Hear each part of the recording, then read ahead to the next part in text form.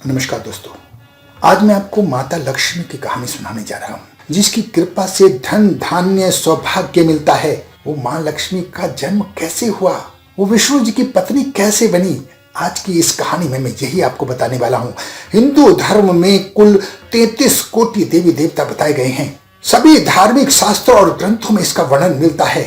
इन्हीं में से एक धन की लक्ष्मी है, धन की देवी है, जिन्हें लक्ष्मी कहा जाता है। जीवन में आने वाला सारा धन माता लक्ष्मी की कृपा से ही आता है।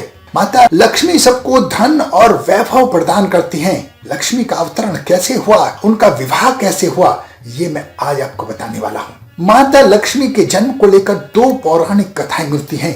पहली कथा यह है कि भृगु ऋषि की पत्नी ख्याति को एक सुंदर कन्या का जन्म हुआ। कन्या शुभ लक्षणों से युक्त थी। उस कन्या का नाम लक्ष्मी रखा गया। जैसे जैसे वे बड़ी हुई, उन्होंने भगवान विष्णु के बारे में सुना और उनकी भक्ति में लीन हो गई।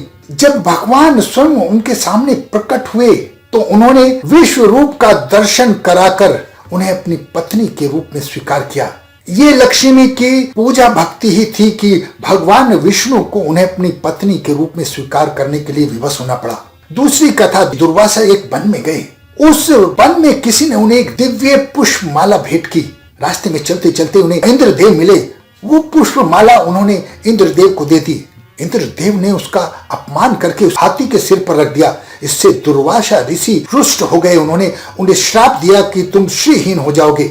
दुर्वासा के श्राप से इंद्रलोक से लक्ष्मी चली गई और राक्षसों ने इंद्रलोक पर आक्रमण कर लिया। बाद में भगवान विष्णु के कहने पर समुद्र का मंथन हुआ। उस समुद्र मंथन से 14 रत्न निकले।